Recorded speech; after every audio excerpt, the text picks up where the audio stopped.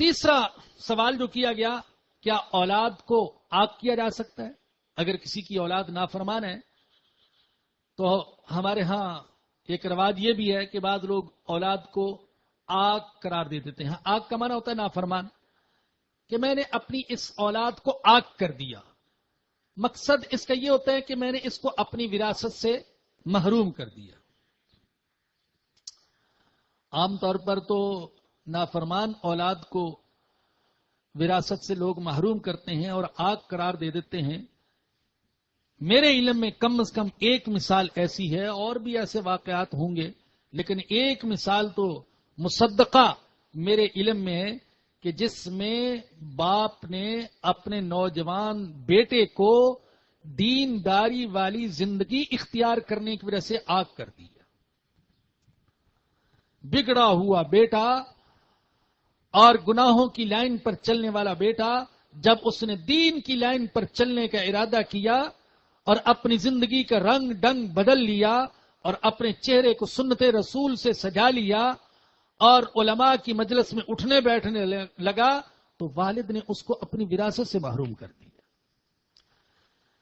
تو جان لیجئے کہ یہ جو آگ کرنے کا رواج ہے، تو کوئی والد یا والدہ اپنی اولاد کو وراثت سے محروم نہیں کر سکتا، اگرچہ وہ اس کی اولاد نافرمان ہی کیوں نہ ہو، وہ گناہگار ہی کیوں نہ ہو.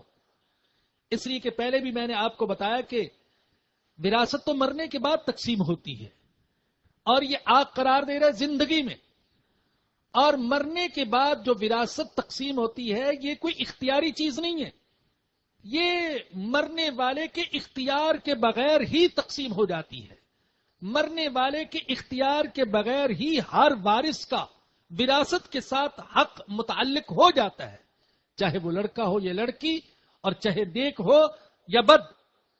البتہ علماء نے لکھا ہے کہ اگر کسی کی اولاد بہت ہی بگڑی ہوئی ہو اور وہ واقعتاً محسوس کرتا ہے کہ میری یہ اولاد میری کمائی کو اور میرے مال کو اور میری وراثت کو گناہوں میں خرچ کرے گی اور یوں اللہ کے عذاب کی مستحق بنے گی، تو اسے چاہیے کہ وہ اپنی زندگی ہی میں اپنی بعض اولاد میں اپنے مال کو تقسیم کر دے، چاہے تو کسی کو محروم کر دے اور کسی کو زیادہ عطا کر دے اور ان کا مالک اس کو بنا دے.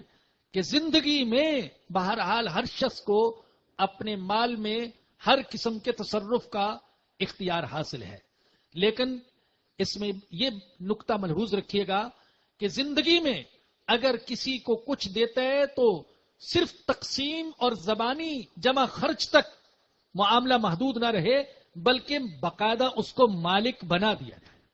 یعنی صرف زبانی طور پر یہ نہ کہہ دے یہ مکان اس کا ہے، بلکہ باقاعدہ اسے اس پر قبضہ دلوا دے، اس کا مالک اس کو بنا دے، تو پھر وہ اس کا مالک ہو جائے گا. تو اگر اپنی کوئی بگڑی ہوئی اولاد کو محروم کرنا چاہتا ہے تو اس کا طریقہ آگ کرنا نہیں ہے، بلکہ اس کا طریقہ یہ ہے کہ زندگی ہی میں اپنے مال کو اپنی بعض اولاد میں تقسیم کر دیا جائے. اس سلسلے میں اگر کسی بدماش بیٹے کو محروم رکھنا چاہے تو محروم رکھ سکتا ہے. لیکن 4 چیزیں ایسی ہیں جن کی وجہ سے وارث خود بخود وراثت سے محروم ہو جاتا ہے. پہلی چیز یہ ہے کہ اگر وارث نے اپنے مورث کو قتل کر دیا تو ایسا وارث وراثت کا حقدار نہیں ہوگا. دوسرا ہے اختلاف دین. اگر مرنے والے کا دین کچھ اور وارث کا دین کچھ اور، تو ان کے درمیان بھی وراثت تقسیم نہیں ہوگی. یہ وارث اپنے مرنے والے کی وراثت کا حقدار نہیں ہوگا. مثال کے طور پر اگر مرنے والا مسلمان تھا اور اللہ نہ کرے کہ اس کا وارث وہ کافر تھا یا کافر بن گیا، تو یہ ہر صورت میں وراثت سے محروم رہے گا. تیسرا سبب غلامی ہے.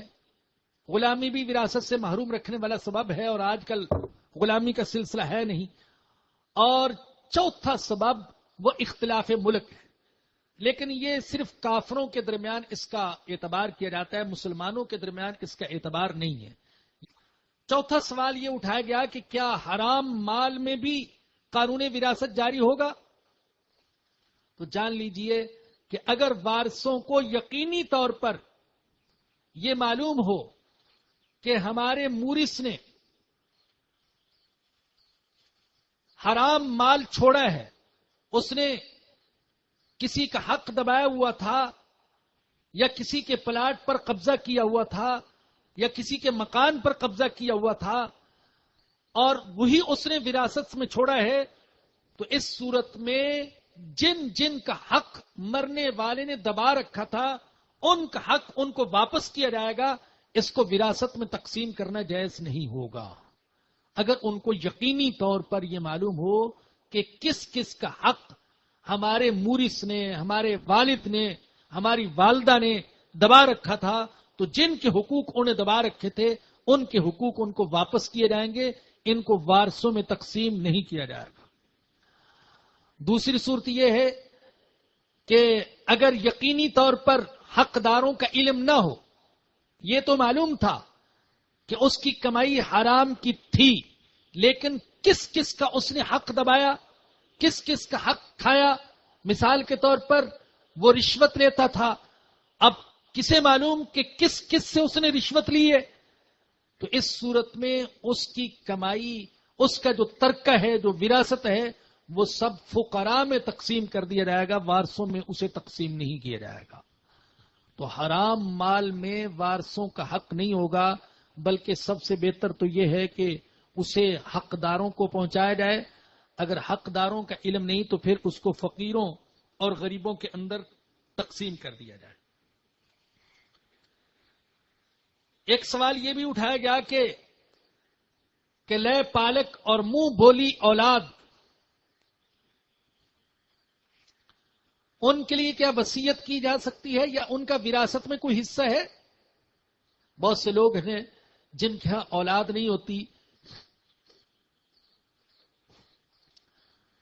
تو وہ ہسپتالوں سے یا اپنے رشتہ داروں سے یا یہ مختلف جو ٹرسٹ بنے ہوئے ہیں ان کے سینٹروں سے بچے لے لیتے ہیں اور ان کو پال لیتے ہیں. تو کیا ان کے لیے وراثت میں حق ہوگا یا ان کے لیے وصیت کی جا سکتی ہے؟ تو اس کا جواب یہ ہے کہ یہ جو منہ بولی اولاد ہوتی ہے اس کا وراثت میں کوئی حصہ نہیں ہوتا، کوئی حق نہیں ہوتا، بلکہ وراثت میں حصہ صرف صلبی اور حقیقی اولاد کا ہے. لے پالک یا منہ بولی اولاد کا کوئی حق نہیں ہے. البتہ چونکہ وہ وارث نہیں ہے، ان کے لیے اگر کوئی وصیت کر جائے یا اپنی زندگی ہی میں اسے کچھ ہبہ اور ہدیہ کر دے اور اس کا مالک بنا دے تو یہ جائز ہے. اور یہاں میں صرف عبرت کے لیے عرض کر رہا ہوں کہ میں نے کل یا پرسوں کے اخبار ہی میں یہ خبر پڑھی ایک ٹیسٹ کے ذمہ داروں کے حوالے سے کہ اب اس قسم کی اولاد جو غلط تعلقات کے نتیجے میں پیدا ہوتی ہے اور اسے مختلف جگہوں پر رکھے ہوئے جھولوں میں رکھنے کا جو رواج ہے، ڈالنے کا رواج ہے، تو اس ٹرسٹ کے ذمہ داروں کا یہ بیان تھا کہ اس تعداد میں دن بدن اضافہ ہی ہوتا چلا جا رہا ہے. اللہ ہمیں عبرت حاصل کرنے کی توفیق دے، شرم حیا والی زندگی گزارنے کی توفیق دے، اپنی نوجوان اولاد کے جلد از جلد رشتے کرنے کی توفیق عطا فرمائے. تو بات عرض یہ کر رہا تھا کہ منہ بولی اولاد یا لے پالک کا وراثت میں کوئی حصہ نہیں ہوتا. ایک اور سوال یہ کیا گیا ہے کہ اگر کوئی بچہ ذہنی طور پر معذور ہو، پاگل بچہ ہے، وہ نارمل بچہ نہیں ہے، تو اس کا بھی کوئی وراثت میں حصہ ہے؟ تو یاد رکھیے کہ اہل علم کہتے ہیں کہ پاگل یا ذہنی طور پر معذور بچے کا بھی وراثت میں ویسے ہی حق ہے جیسے کہ دوسری اولاد کا حق ہے. جب وراثت تقسیم کی جائے گی تو اس کا حصہ بھی برابر دوسروں کے مطابق وہ تقسیم کیا جائے گا، الگ کیا جائے گا، اور کوئی صورت بنائی جائے گی کہ اس کا حصہ اس پر خرچ کیا جائے. ایک اور سوال جو بہت سے لوگ کرتے ہیں کہ کیا کوئی زندگی ہی میں اپنی وراثت کو تقسیم کر سکتا ہے؟ اس کا جواب یہ ہے کہ سب سے بہتر تو یہ ہے کہ زندگی میں وراثت کو تقسیم نہ کیا جائے. کیونکہ وراثت کا حکم یہ مرنے کے بعد ہے، زندگی میں نہیں. لیکن اگر کسی کو اندیشہ ہو کہ میری اولاد میرے مرنے کے بعد تقسیم وراثت میں جھگڑا کرے گی یا ان میں سے کوئی ایک دوسروں پر ظلم کرے گا، تو اس صورت میں وہ وراثت کو تقسیم کر سکتا ہے. اب اگر وراثت تقسیم کرے تو کیسے؟ کیا زندگی میں جو وراثت تقسیم کی جائے گی اس میں بھی انہی قوانین کا لحاظ کرنا ضروری ہے جو مرنے کے بعد ہے، یا جیسے چاہے کوئی تقسیم کر سکتا ہے؟ تو یاد رکھیے کہ اس میں بہتر تو یہی ہے کہ وہی صورت ملحوظ رکھی جائے جو مرنے کے بعد ہے، یعنی لڑکی کا حصہ وہ 1 گنا اور لڑکے کا حصہ اس کے مقابلے میں 2 گنا. لیکن اگر کوئی لڑکی اور لڑکے کو برابر دینا چاہے تو بھی دے سکتا ہے، اور کسی ایک کو زیادہ دینا چاہے تو بھی دے سکتا ہے. یہ وراثت کے چند موٹے موٹے مسائل ہیں، اصولی قسم کے مسائل جو آپ کی خدمت میں عرض کیے گئے. باقی وراثت کے مسائل بڑے نازک ہوتے ہیں. بعض لوگ زبانی پوچھنے کی کوشش کرتے ہیں اور ہر عالم سے، ہر امام مسجد سے یا ہر خطیب سے پوچھ لیتے ہیں، حالانکہ ہر امام اور خطیب کو وراثت کے مسائل میں مہارت نہیں ہوتی، اور زبانی وراثت کے مسائل بتانے بھی نہیں چاہیے. میرا تجربہ یہ ہے کہ عام طور پر جو لوگ صورت بتاتے ہیں تو کوئی اس میں کوئی کمی رہ جاتی ہے، زبانی پوچھنے میں کوئی کوتاہی ہو سکتی ہے، اور جواب دینے والا بھی کوئی غلطی اور کوتاہی کر سکتا ہے. لہذا میں مشورتاً عرض کروں گا کہ اگر وراثت کے مسائل پوچھنے ہوں تو پوری صورت لکھی جائے اور سارے وارث متفقہ طور پر اس صورت کو لکھیں. اس لیے کہ ایک وارث اگر لکھے گا تو ممکن ہے کہ غلط بیانی سے وہ کام لے.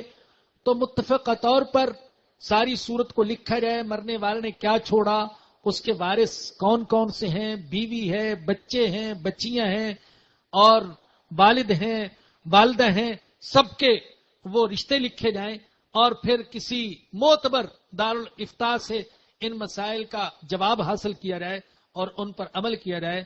اللہ تعالیٰ مجھے اور آپ سب کو زندگی کے ہر شعبے میں اسلامی تعلیمات پر عمل کرنے کی توفیق عطا